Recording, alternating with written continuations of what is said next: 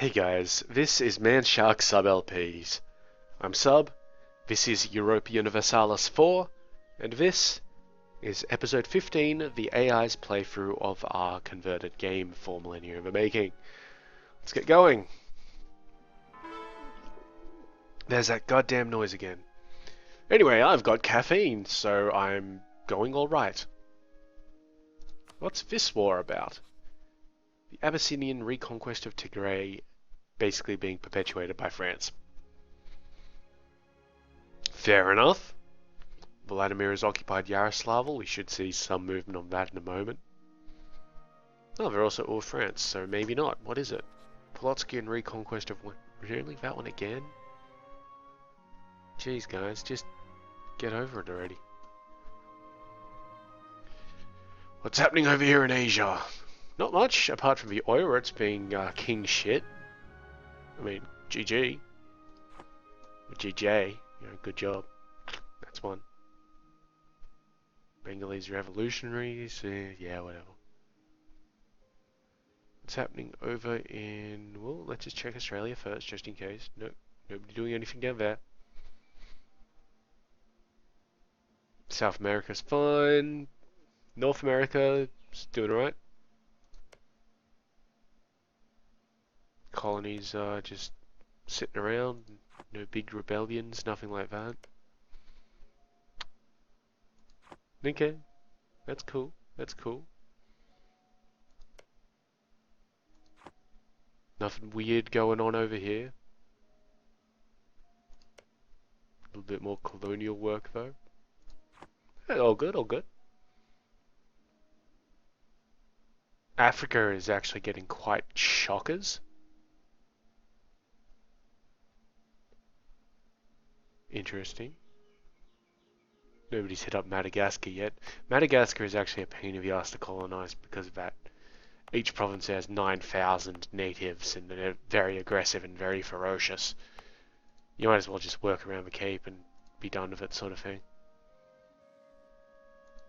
Scotland is still in existence. Guess Great Britain are busy fighting the Inca. What for?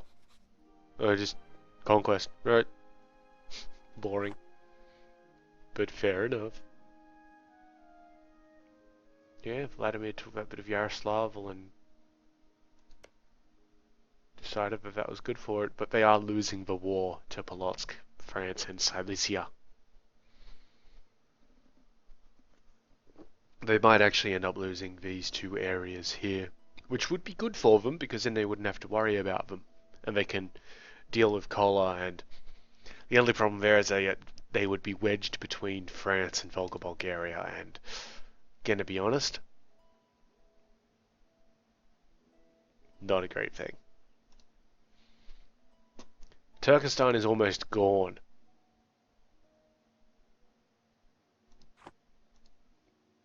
Impressive. Truly impressive. This is good, this is good. I'm enjoying this. Zhao's getting attacked from all sides. Yeah, you know. It's all good.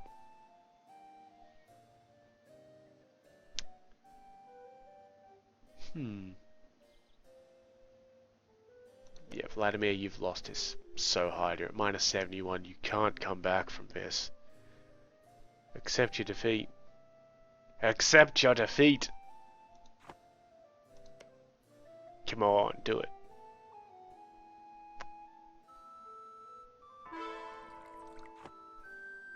Really do wish... Is it the Pope dying? It can't be the Pope dying, surely. That's not that important.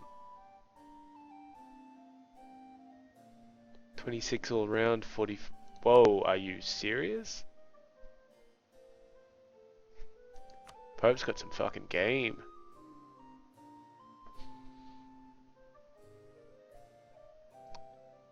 So what are the Pope things? So they get +3 Diplo rep, +2 tolerance of a true faith, more tax, more prestige, less time to fabricate claims, more production efficiency. Oh, just my phone blowing up there. Less prestige decay, less aggressive expansion impact and more diplomacy. No, discipline, sorry. I wonder. I wonder how it would be to play a colonization game as the Pope. Could be interesting.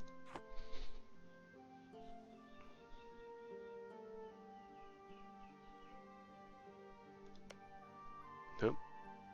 They're at war against Shimazu. Ming reconquest of Bungo. They're just taking that bit of place there. Easy. Oh, look, Valencia is up here in Kamchatka. You know, as traditionally they were. That does mean that, well, they've already got land around here, so that's probably how they've gotten there. But Valencia should have colonial reach across the entire globe at this point. More than Great Britain does, to be honest. Which is interesting, I guess you could call it.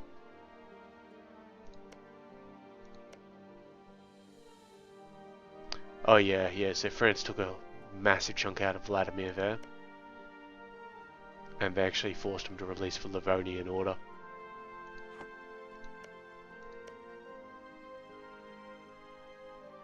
And, well, Scotland is not long for this world. While Great Britain are at war with Inca now and winning it handily, they also have the mission to conquer Scotland. And Scotland still have no allies. It's nice knowing you guys. Maybe you'll come back up for the third time. Probably don't have enough time to do that. We've only got about 80 years left. So from that you can tell nobody is going for the world conquest. But France has certainly done alright for itself, considering the starting position it was in, which was pretty good. Don't get me wrong, it was quite good, but that prestige was a real fuck up. A real fuck up. For them. We managed it quite alright being awesome, but they did not.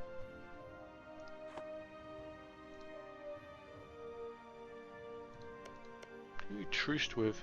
Italian Turkestan.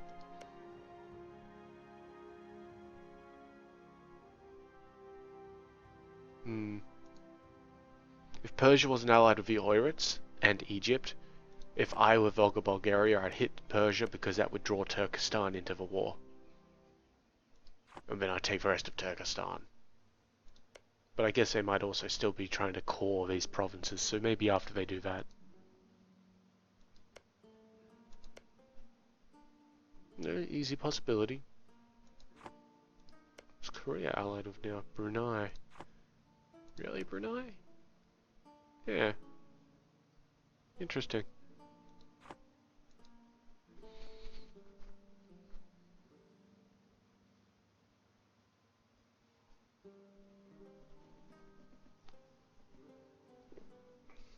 I'm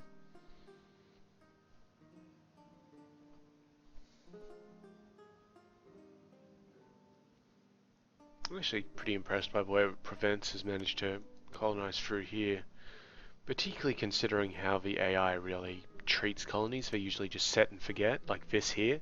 I wouldn't be doing this. I would have somebody there watching the place, like this army over here. I would have them sitting in there, because if those natives rebel, we're going to rise up. That colony's gone. It's a waste of time. It's a waste of effort. Same with this one here. Jesus.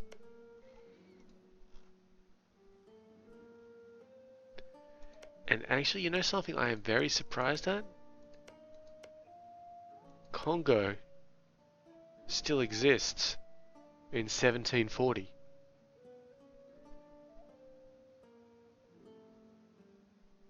I'm sure somebody would have smashed them down by now. Just to take the land, because it's an important part of a trade node, to be honest. They own the majority of the trade node. 40%.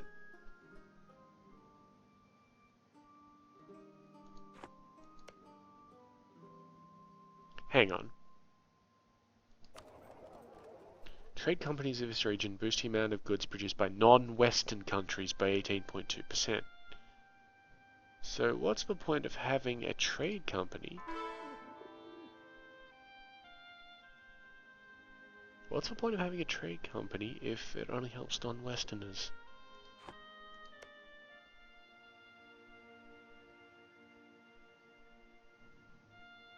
Can we see anything? Nothing over this place is part of a trade company, right? Yep, yep. Production efficiency. No, nothing there. No. What about down here? Trade power. Belongs to trade company plus 50% trade power.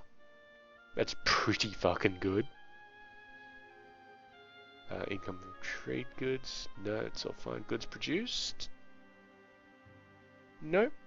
Nope, nothing there. Minus 100% manpower because it belongs to trade company. Okay. To be honest though, they're already getting minus 75% from it being overseas. So, fuck it. And there comes a point when you really don't need extra trade. I mean extra extra manpower. Only merchant republics can build trading posts. That's another thing I've got no idea what the fuck that is. Okay. Yep.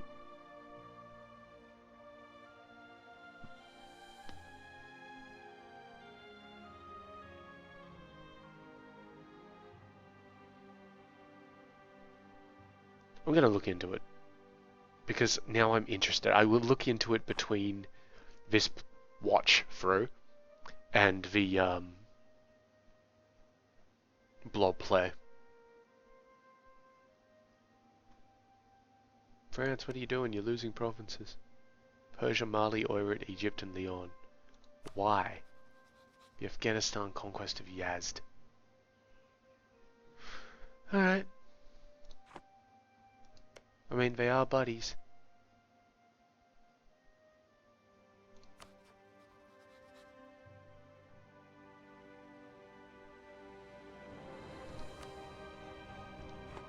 Any chance of you inheriting that one? Nope.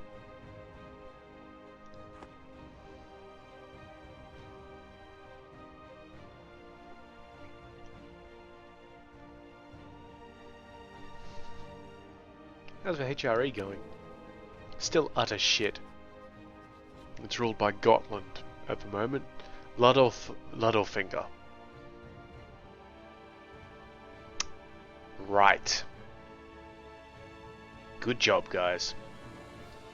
Good job. Only 68 princes in the Empire now, down from 75 last time we checked.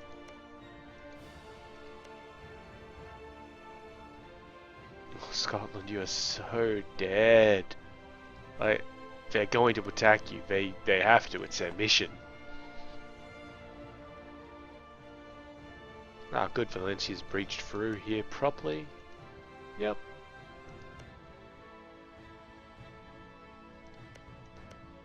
They would like a presence in India. Whether they can get one is another question.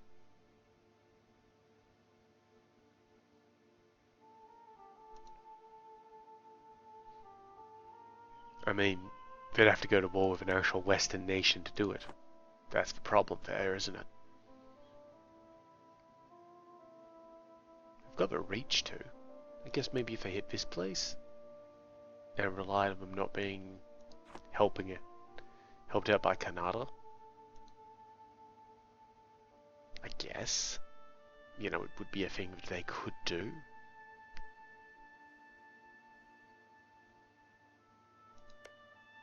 Keep on checking Scotland, just like, come on, when's it happening? When?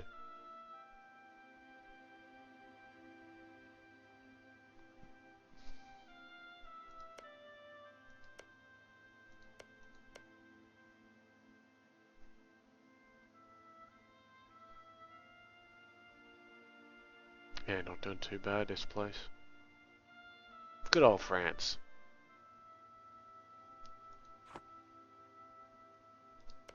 And Afghanistan is actually losing this war against Persia. Shame.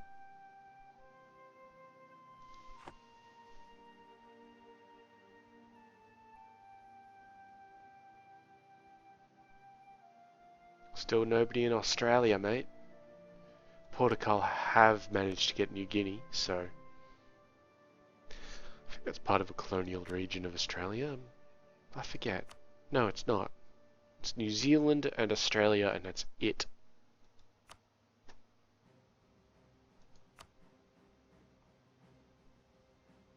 Well, we'll see how they go.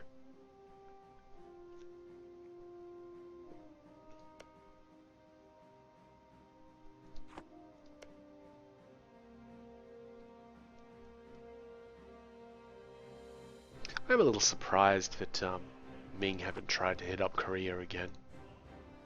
Because it is kind of like, you know, if they just took this coastal province, Vasily, they'd have a corridor through to their colonies. And then Siberian and Northern Steppes colonies. And hey, I think that'd work out quite nicely for them. But, well, you know, whatever the fuck, guys, come on.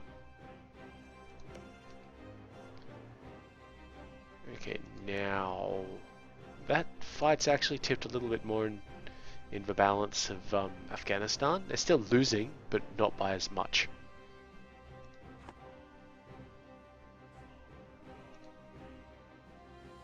Not by as much.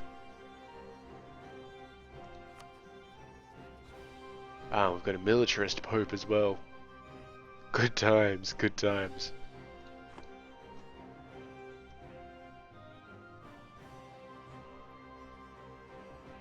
Might try a quick personal game as the Papal State. I know you can't play as him in Crusader Kings 2, because, well, he's the Pope. But yeah, I might give it a go in Europa, just a quick little play. Just see what it's like, really.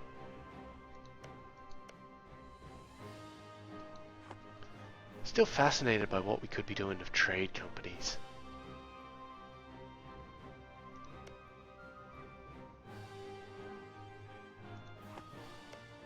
Just because I'm not sure. I've never fucked with them before.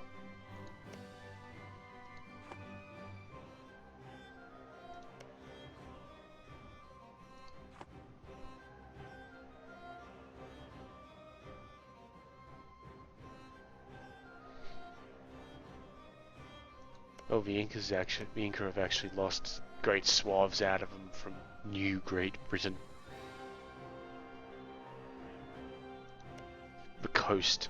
Once you start losing the coast, you're on the losing end of things. I feel. Because if you don't have a navy, you can't project.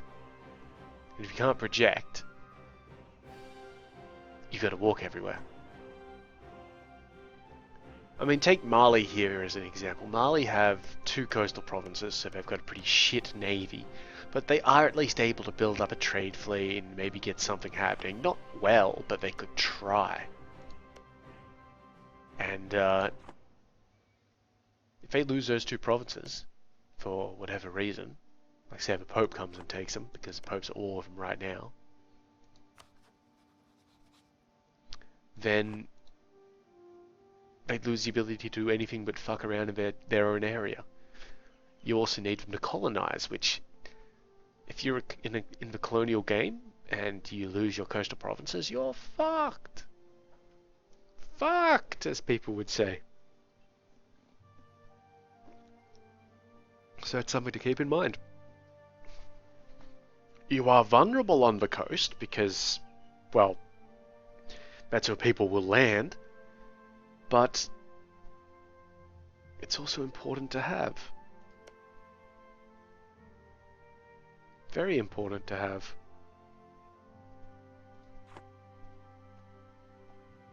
I mean, you can do land trade. It's a little bit more difficult to manipulate, but once you got it set in, let's bring up a trade menu. There we are. Yeah, so any land nodes, they have like merchants are a lot better at steering from them.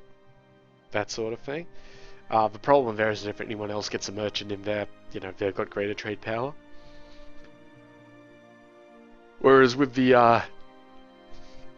coastal nodes, or the ones that can actually have bodies of water interact with them, merchants have much less of an effect. And you rely on the trade fleets, which are easy to make and dump in there.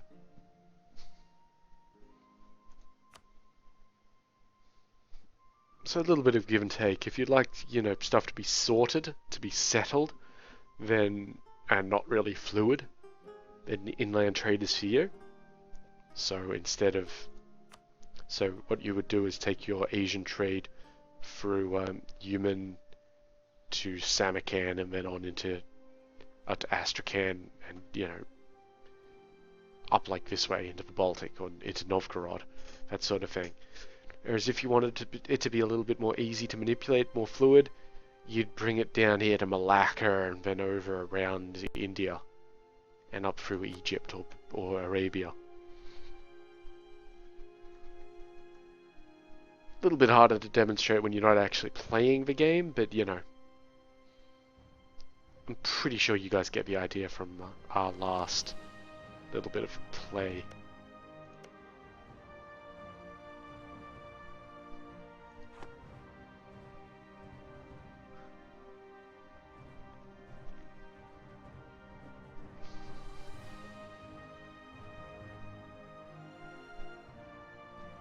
So it's good that people haven't just settled in. Once when I did a, like a blob sort of thing, a conversion from CK2 with the Vikings, it was with what was my Norse Britannia, basically. Norse Britannia. It was great. But when I set the AI to play it, and it was literally the entire CK2 map was Britain at that point, when I converted it and set the AI to play it, the AI literally sat there and did nothing. The rest of the AI, like shit around here and down here and over here, was absolutely fine, but the AI in Norse Britannia was lacking. Just sat there. It eventually got up and went to war with some people, but really didn't make use of it. It took it like 2 or 3 centuries to do that. And by that time, well, way too late. Yep, they're at war with Portugal for some colony shit, I imagine.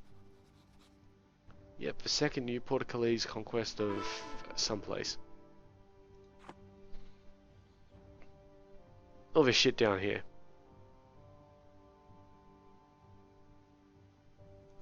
I would assume that Great Britain would win that because they're bigger and better, but well, we'll see, won't we? Looks like Ming took back some of its land.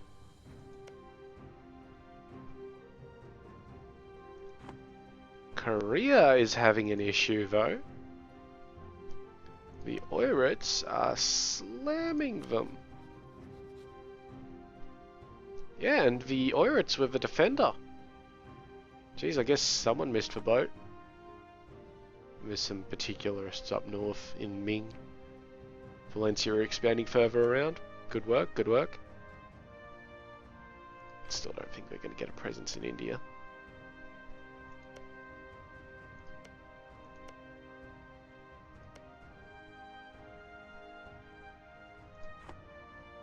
We'll keep an eye on this because I'm interested to see what the Oirits will do considering they're the defender. I think they should take the land. Not all of it, of course, but they should take something. Surely.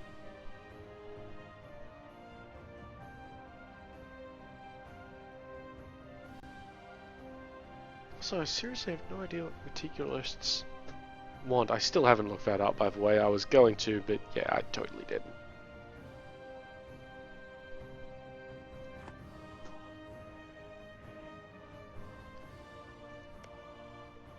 Come on, guys, you're at like plus 58. You can take some land based off that, surely.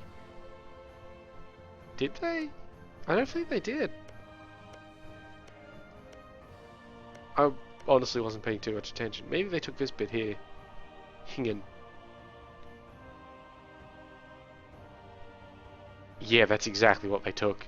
You can tell because it says on the 4th of October 1900, the province will not be a Korean core, and that happens 150 years after they lost it, which was just now, because it's 1750. You could have taken more or it, but, you know, actually, no, they probably couldn't have, because that's a huge base tax province. 9. Oh, that is a massive gain for these guys, because they've got shit all else. I mean, apart from the capital in Ugiristan. Is this guy still a horde? Or a Khanate? Yeah. Yeah, sure looks like it.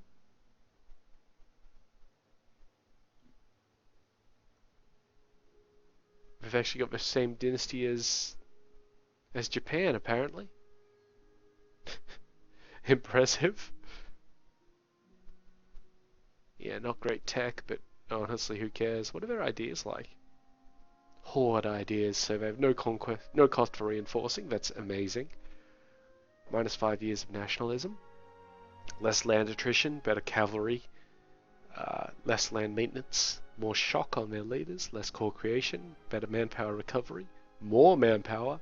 And less stability costs. It's not bad, not bad. Nothing particularly, I mean, it's all military. It's all very, very military. But, you know, nothing particularly amazing, but nothing particularly bad. But that's what you can generally expect from the generalist ideas. Like, horde ideas, and let's see what Mongolia have, actually.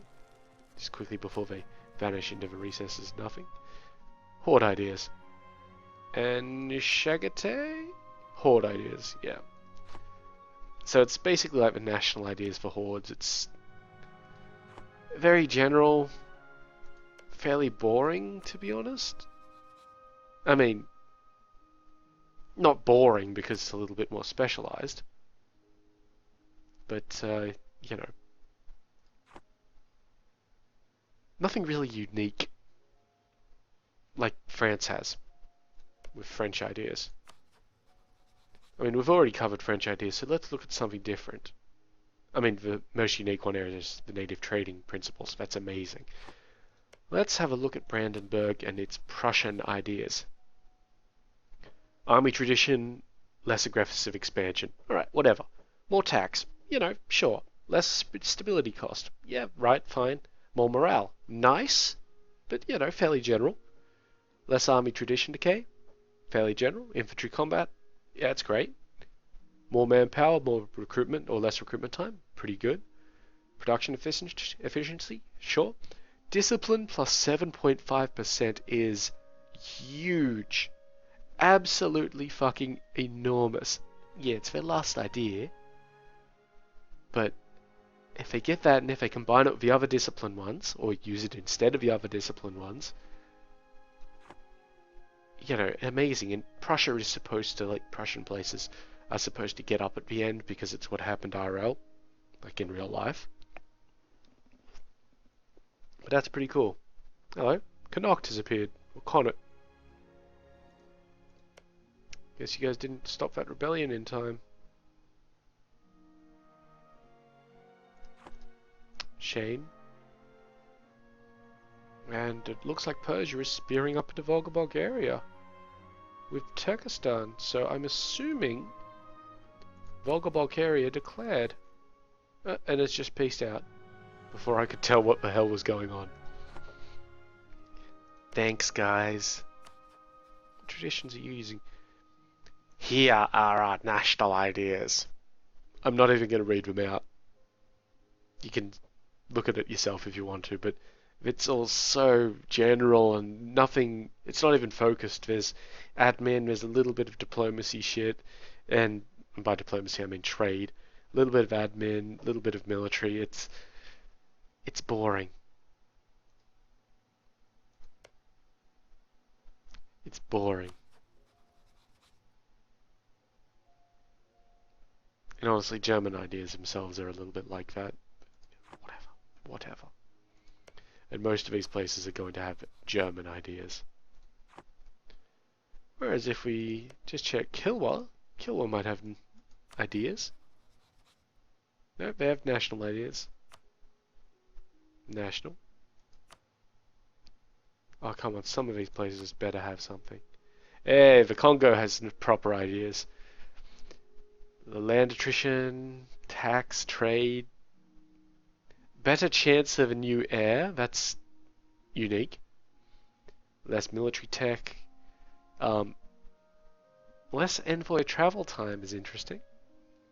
Better trade, better combat, more production, more discipline, more relations. It's varied, but it's different, which is good. And Mali probably have German ideas. No, Malian ideas. Yeah, nothing amazing. Just sort of clicking around now. And you know what? It's actually the end of the episode. So let's just pause this. And you know what to do. In the meantime, I've been Sub. You have been yourselves. Later.